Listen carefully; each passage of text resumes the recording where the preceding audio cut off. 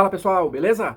Sejam muito bem-vindos ao canal de Resenhas dos Perdidos no Tempo e hoje a gente vai avançar mais um passo rumo ao esquecimento, explorando aqui As Chaves da Torre, RPG nacional da editora Caleidoscópio, que a gente está aqui destrinchando, tentando compreender todas as pecinhas do quebra-cabeça, explorando aqui capítulo a capítulo e selecionando para vocês o que for mais interessante, mais importante para vocês terem uma ideia geral da pegada do jogo, beleza? Quem chegou agora, não entre em pânico, tem a nossa playlist aqui exclusiva das Chaves da Torre para você assistir com calma e depois passar a acompanhar aqui a cada semana um capítulo novo. Quem já está inscrito no canal, quem está acompanhando a série com regularidade, sabe que nos últimos vídeos a gente vem explorando aqui habitantes desse cenário das Chaves da Torre. Falamos aí dos pesadelos urbanos, do Prisco, enfim. Hoje a gente vai continuar nessa pegada, mas só um pequeno alerta aí.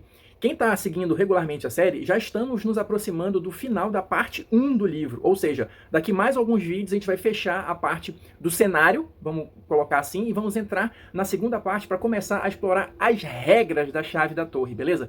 Para tentar entender mecanicamente como tudo que a gente discutiu até agora se encaixa aí no jogo. Então, se você não quer perder mais nenhum vídeo, se inscreve logo aí e ativa o sininho, beleza? Hoje a gente vai continuar explorando esses habitantes do cenário das Chaves da Torre e vamos falar das anomalias.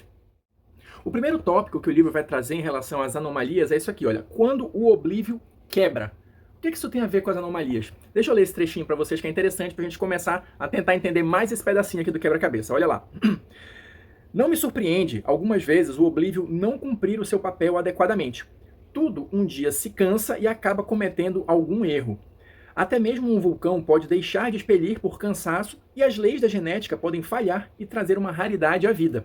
Em todo caso, em algum momento, a força do esquecimento falta e anomalias surgem. É um evento que pode acontecer com coisas, lugares e pessoas. Em todos os incluídos nessa categoria, algum dos efeitos do oblívio não vai funcionar. Então, a primeira informação que a gente tem é que, em tese, supostamente, porque assim, eu acho que esse é um dos capítulos que vai muito naquela história da teoria da conspiração, Pelo menos foi a minha impressão. Conforme eu for trazendo aqui as informações, vocês se manifestem aí nos comentários e digam se vocês concordam comigo ou não. Porque, enfim, a primeira informação que a gente tem é justamente que as anomalias elas surgem a partir de uma falha do oblívio, da torre. Mas será que é isso mesmo?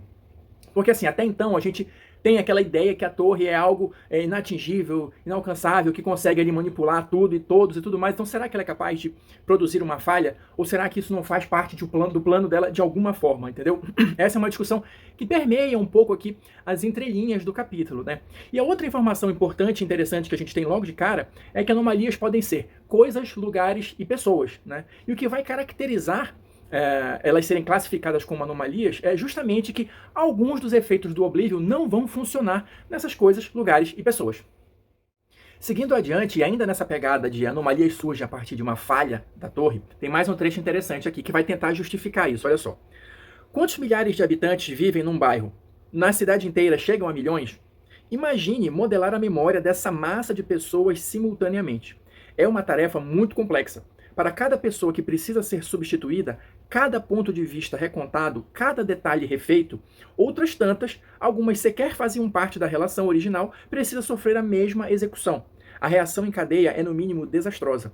No meio disso, há terreno fértil para o surgimento de defeitos, as anomalias do oblívio. Em geral, são outra puta dor de cabeça. Ou seja, a gente comentou aqui já várias vezes ao longo desses vídeos como é que surgem os esquecidos. A torre vai lá e suga eles, entre aspas aqui, de alguma maneira.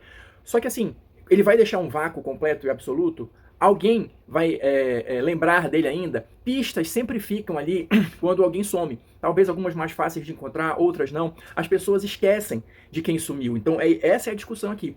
Pensa isso numa escala global, Se, sei lá, centenas de pessoas somem ou são esquecidas, todos os dias ou todos os anos, sei lá qual é a frequência disso, no mundo inteiro, qual é o trabalho minucioso de você ter que ajustar ali cada detalhe para que isso não aconteça, para que essas pontas soltas não fiquem. E a gente sabe que elas ficam, tá? A gente já discutiu isso em vídeos anteriores, por mais minucioso que seja o trabalho da torre, talvez algumas sejam mais fáceis de achar, outras mais difíceis, mas sempre fica ali uma ponta solta, sempre fica alguém ali que lembra, ou pelo menos acha que lembra de alguma coisa a respeito daquele que foi esquecido.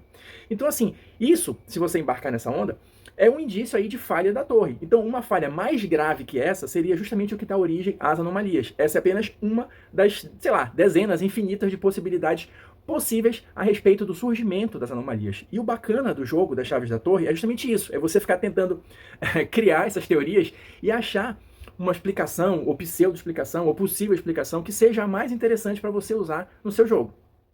Um outro trecho interessante sobre as anomalias é esse aqui, olha só. As anomalias não sabem exatamente como ou por que as coisas acontecem, nem se vão acontecer, não há como esperar nada. Estão sozinhas no mundo alucinante, ou pior, presos em um pesadelo dos quais não podem acordar. Aqui a gente já está vendo o outro lado da moeda, né? A gente está discutindo até agora como é que elas surgem, mas tá, surgiu uma anomalia.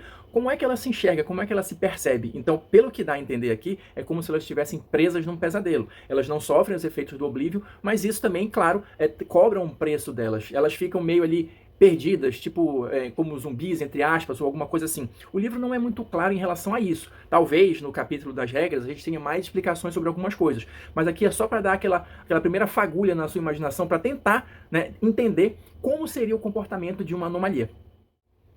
E avançando mais um pouco aqui no livro, só para colocar aquele temperinho aí da teoria da conspiração, olha esse trecho aqui. Somos sempre direcionados para o fato da torre manter algo escondido.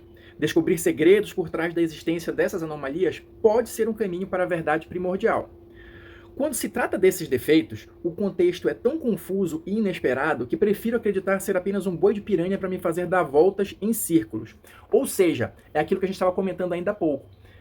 Será que é uma falha mesmo? Ou será que não é mais uma artimanha da torre para desviar o caminho e levar você para onde ela quer, ao invés de fato chegar em algum lugar próximo de descobrir a verdade? Ou seja, planos dentro de planos, teorias dentro de teorias, sonhos dentro de sonhos, a sua cabeça já pegando fogo. Mas é esse o objetivo das Chaves da Torre. Te provocar para você tentar entender ou expandir, né, um pouquinho a sua mente e pensar um pouco fora da caixa, né? E isso, claro, pode gerar bastante intriga no seu jogo, bastante situações interessantes. Quem gosta desse tipo de história intrincada, cheia de detalhes, cheia de pistas falsas e tudo mais, de mistérios aparentemente insolúveis, tem um terreno mais do que fértil para brincar, né, para viajar aqui no universo das Chaves da Torre. Um outro ponto interessante de discutir é justamente o seguinte: existem alguns esquecidos que tentam, né, entender, catalogar essas anomalias e tal, porque, claro, para alguns isso é parte de uma investigação que pode, né, trazer alguma informação importante a respeito da torre. Mas o detalhe é o seguinte: em tese, pelo conhecimento que é difundido, vamos colocar dessa forma, as anomalias, como o próprio nome já indica um pouquinho, elas deveriam ser algo raro, né? Algo difícil de acontecer, decorrência de uma pequena falha da torre ou alguma coisa nesse sentido. Mas na prática, a gente tem como aquela velha frase, né? É raro, mas acontece com frequência. Quem estuda e tenta catalogar as anomalias percebe que elas ocorrem num número, numa frequência maior, né, do que se esperaria por algo que seja uma simples falha ou alguma coisa assim. Então, de novo, fica aquela teoria da conspiração. Será que é isso mesmo? Será que é uma pista falsa? Vou por esse caminho, vou por outro? Boa sorte aqui no grupo com o seu jogo.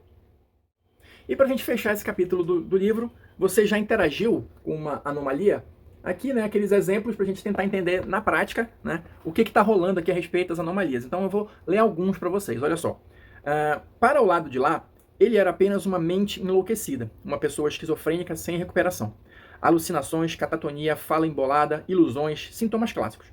Ele supostamente era apenas um louco comum, como tantos outros, mas na verdade podia ver tudo o que o Oblívio apagou como um esquecido, exceto pelo abismo. Vivia num mundo mágico à parte, preso no meio do caminho entre ser esquecido e viver o fantástico. A torre nunca o apagou por completo. Aqui o exemplo de uma pessoa, né, que é uma anomalia, justamente por isso. Ele deveria ter se tornado um esquecido, mas aconteceu alguma falha aí no processo e ele ficou preso, né, entre uma coisa e outra. Então, quem está no mundo real, né, percebe ele como louco, como uma pessoa catatônica. E quem está no lado dos esquecidos é uma anomalia. Vamos lá para mais um exemplo.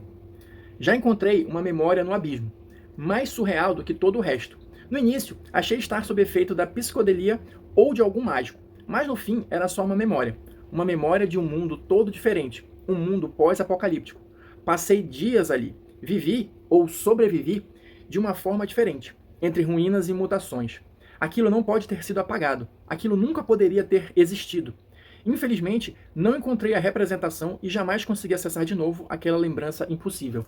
Aqui a gente tem um exemplo, conforme eu estou entendendo aqui, de um objeto, né? Uma daquelas memórias, né? que é tomada forma de alguma maneira, né? E você consegue acessá-las. Então aqui você tem um mundo completamente diferente, uma realidade completamente alternativa, mas ela existiu mesmo e foi apagada ou não, né? Então esse clima de dúvida, esse clima de incerteza, que pelo que eu estou entendendo, permeia aí a questão das anomalias. E para a gente fechar aqui, um último exemplo de uma anomalia envolvendo um lugar, né? Olha só. Já encontrei uma anomalia em forma de uma lacuna. Um prédio que ainda seria abandonado daqui a algumas décadas. Uma falha no tecido do tempo e espaço fez um prédio ainda não esquecido habitar o mundo esquecido antes da hora. Essa aqui eu achei muito maluca também. Ou seja, é um local que deveria, né, daqui a um tempo, no futuro, ser esquecido. Mas por essa falha na torre, né, por essa falha no oblívio, alguma coisa nesse sentido, este prédio foi puxado também, né? Já foi catalogado pela torre, já foi trazido para o mundo dos esquecidos.